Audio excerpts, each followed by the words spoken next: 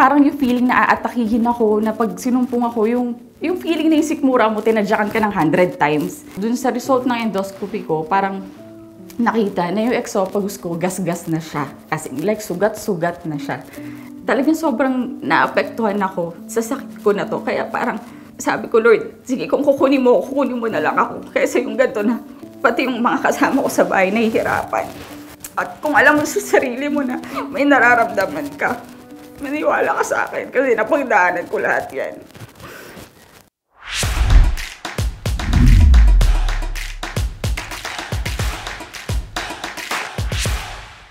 Ako si Jai, 36 years old, originally from Olongapo City, Subic, Zambales. And ngayon lumipat na ako dito sa Antipolo City. Bali, nag-start yung acid ko year 2018, bare months yun. Yung mga time na yun, parang yung feeling ko is mabigat lang yung part ng sikmura ko. Hindi ako mahilig uminom ng gamot. So parang hanggat kaya ko siyang tiisin, tinitiis ko siya. Nag-year 2019 na, then habang tumatagal, napansin ko na parang nadadagdagan yung mga signs and symptoms na nararamdaman ko. Parang lalo siyang bumigat. May part na parang ang hapde, yung parang may napapasok sa loob. Tapos, ang bilis ko ma-feel yung talagang mararamdaman mo na may umaangat, tapos sa lalamunan mo biglang may maasim. Alam ko na na-acid yun since yung lifestyle ko din nung time na yun, walwalera ako. Mahilig ako mag-yosi. Siyempre sa nature ng work namin kasi graveyard shift, morning, kailangan namin ng coffee. Siyempre coffee is life tayo. Kaya parang talagang sabi ko, puro toxins na din yung ini-intake ko. So, kaya di na rin ako magtataka bakit ganito yung nararamdaman ko. Pati yung work ko naapektuhan. Minsan sa duty, pag nandun ako sa floor, biglang nakatayo lang ako, nagbabantay ako sa mga table, sa casino kasi ako nag-work. So parang biglang mapapaganon ako kasi nga umaangat yung acid ko. So magpapaalam ako, pupunta ako sa clinic. Umabot na din sa point na nag-a-absent na ako sa trabaho. As in, naapektuhan yung record ko. August 2019, yun yung nagka-baby naman ako. Nabuntis ako noon. Then, may nagsabi sa akin na pagka daw buntis ka, mas prone kang sumpungin ng acid. So, syempre ako, natakot ako na parang shocks.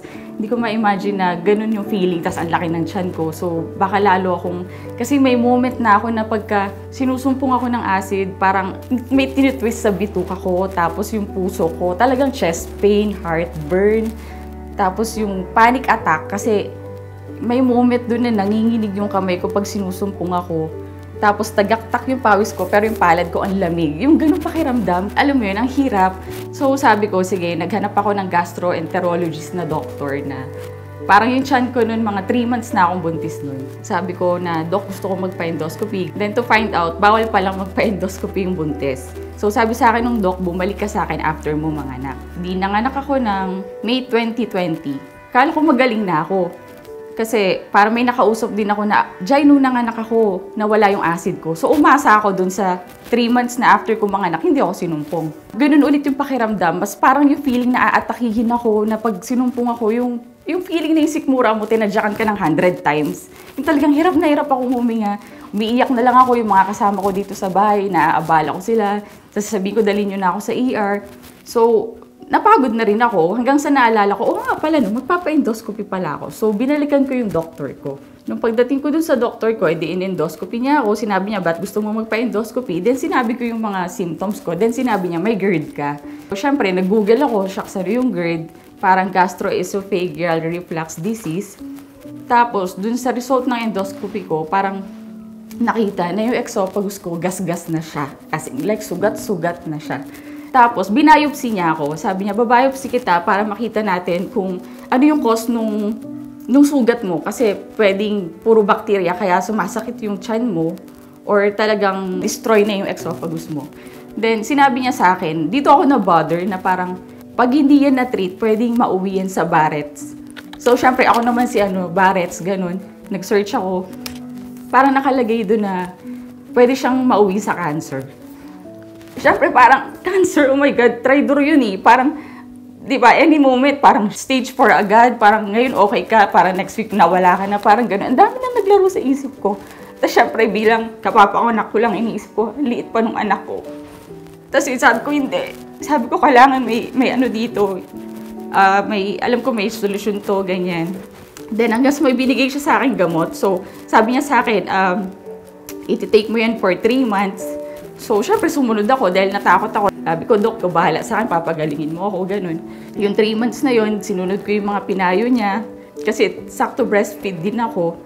So parang nag-worry din ako na okay lang ba i-take yung mga binigay niya sa akin gamot. Tapos yung sabi niya, okay naman yan. Sabi niya, ganun, ganun, ganun. So syempre naniwala ako dahil doktor siya. Syempre, parang ininda ko na rin yung gastos kasi may anak ako eh. May diaper. Tapos yung time na yun, parang yung nagpadede ako. Hindi rin ganun kalakas yung milk ko. Nag-start na rin ako pumasok sa work. So parang nag-formula na siya. So sabi ko, iniinda ko na yung gastos talaga. Then inisip ko, hindi naman din pwedeng labas-pasok din ako sa ospital. So talagang nanalig ako dun sa binigay sa akin gamot ng doktor ko na i-take for 3 months.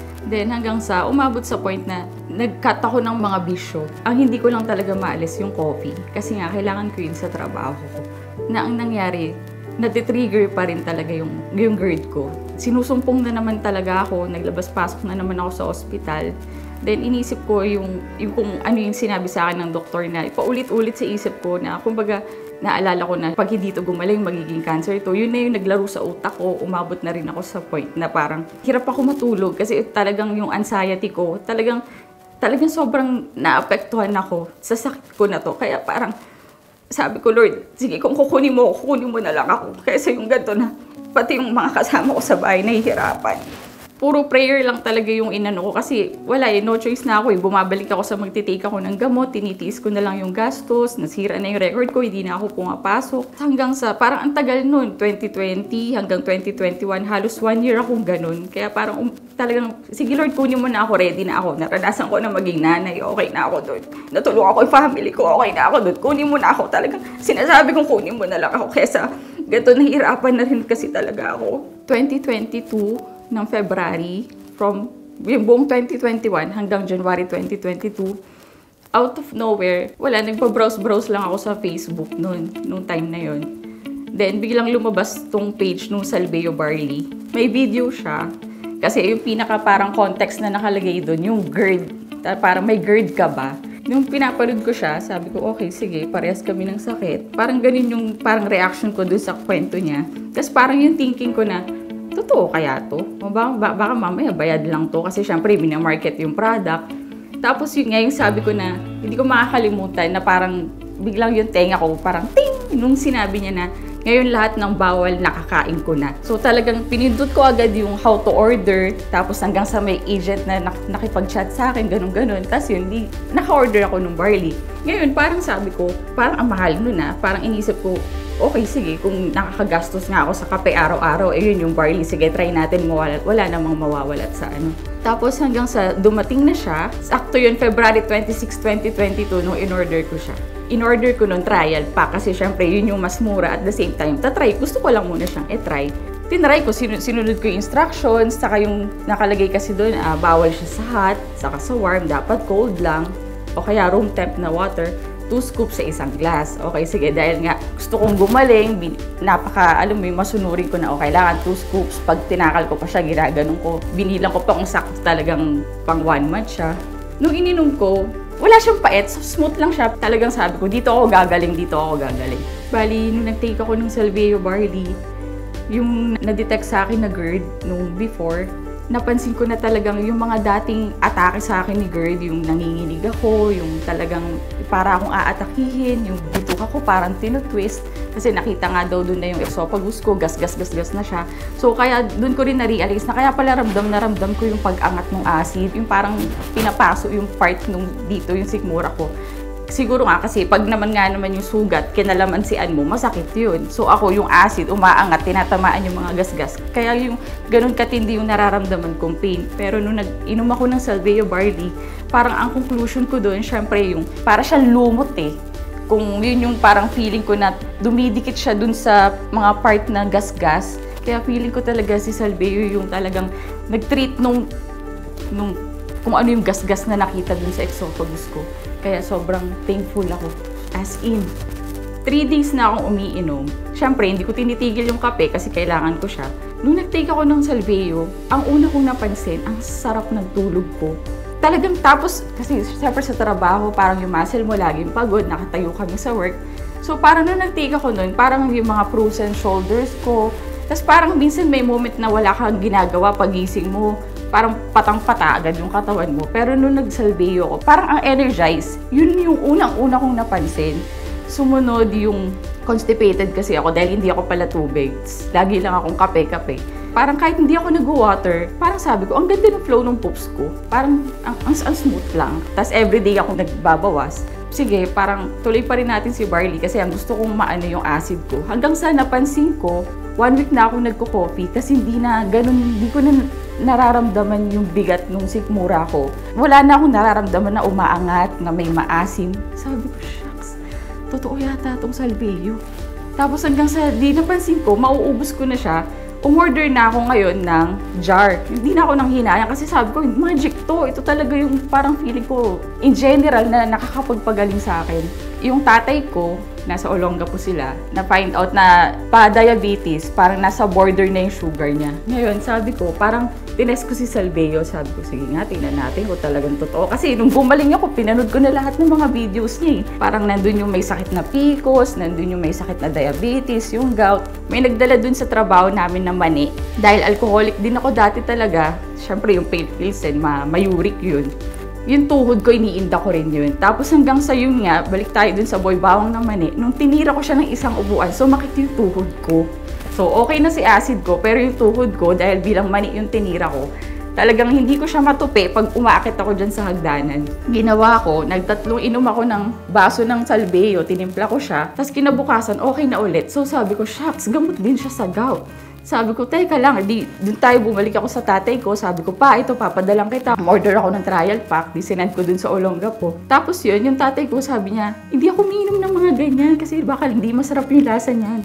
Tapos hanggang sabi ko, hindi pa, try mo lang yan, 1 month. Kailan yung next check-up mo, tingnan natin yung result mo. Good thing, ito, pera talagang nag-normal yung sugar ng tatay ko.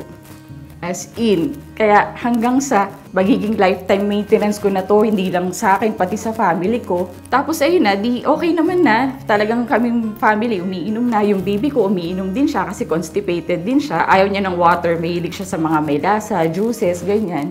Pero ang ginagawa ko sa milk niya sa gabi, saka sa yung first milk niya sa araw, nilalagyan ko yung 12 ounce niya ng isang scoop ng Salveyo. Then good thing, yung poops niya, okay na din. Kaya sabi ko, talagang totoo kung ano yung sinasabi ni Salveyo. Hanggang sa ito na, sa trabaho ko, ngayon, ayoko magbenta. Kasi parang iintindihin ko pa yung bayad ng mga yan, saka baka utangin lang. Alam mo yung parang ayoko ng stress, okay na ako, magaling ako, ganyan. Pero minsan kasi may moment na pag sa trabaho, may maririnig lang ako na, ako nga yung anak ko, ganito, may sakit. Ako nga, ito 1 linggo na yung acid ko. Parang kahit nagbibingi-bingian ako, biglang kusang magsasalita yung bibig ko na, oh, kung interested ka, try mo lang. Nakwento. Tapos minsan babalik sila sa akin na, Jai, yung in-order namin sa'yo, grabe. Ano yun, saan mo ba kinukuha yun? Kasi ganito, gumaling yung acid ko. Puro ganun na yung kwento nila. Tapos parang ako, o diba, sabi ko sa'yo, sana nun ka pa nakinig sa akin. Kasi minsan may mga iba sasabihin, hindi, sige, next time sa sahod na wala pa akong pera. Hindi, meron ako sa locker. Ito, nakunin mo na, saka mo na bayaran. Ang importante, gumaling ka, balikan mo ako. Minsan sasabihin ko pa niyan, money back, pag hindi yan umepekto sa'yo. Hanggang sa kagaganon ko ng kagaganon, ang dami na. From PCOS, yung nanay nila, may thyroid, puro diabetes. Pero mas common yung acid kasi dun sa work namin madaming mga lasinggero. Then hanggang sa yun, yung sa mga PCOS, parang good thing na lang din kasi actually hanggang ngayon, as in, hindi ko alam kung anong meron kay Salveyo talaga, na sobrang miracle food siya. Ang dami nang sa trabaho namin na makakapagpatunay na talagang pwede siya sa pang baby. Bali dun sa work namin, may mga cases din doon na hirap silang magkaanak. So, dahil may mga napanood din sila sa Facebook na si Salveyo nakakatulong, as in, miracle na bumalik sila sa akin na sinabi nila, Jai, buntis na ako ngayon. As in, talagang kahit ako, hindi ako makapaniwala. Kaya sabi ko dun sa trabaho namin, tinawag ko na rin silang, parang made out of Salveyo babies. Ngayon talaga si Salveyo as in, talagang totoong miracle food. Naniniwala talaga ako na si Salveyo lang yung nagpagaling sa akin. And kasama yun yung blessing ni Lord na, kumbaga, yun yung gift niya sa akin na ito na yung talagang para sa'yo na kagagaling ng GERD mo. Kaya kung ikaw na napanood tong video ko na to, at kung alam mo sa sarili mo na may nararamdaman ka, maniwala ka sa akin kasi napagdaanan ko lahat yan. Kung may pera ka pang inom mo, pang yosi mo lahat, pang bisyo mo, wag mo titipirin yung sarili mo kasi kung may nararamdaman ko ngayon, ito lang yung gamot, ito lang yung bigay sa atin ni Lord para hindi naman lahat kasi may pera pang pa-hospital, di ba? Pero ito yung pinaka-gift niya sa atin na talagang tutulungan niya tayong gumaling. Si Salveo lang. Saka si Lord, ito yung regalo niya sa atin. Wala, thank you. Thank you, Salveo Marley. Talagang pampahaba siya ng buhay. Thank you. Hanggang ngayon, hindi ko alam anong meron sa'yo. Pero as in, salamat. Lord, thank you. Hindi na ako ina-assist. February 26, 2022. That's last month, February 26, 2023. 1 year na akong acid-free. Kaya, baka para sa'yo din to. Ako si Jai at ito ang aking kwentong Salveo.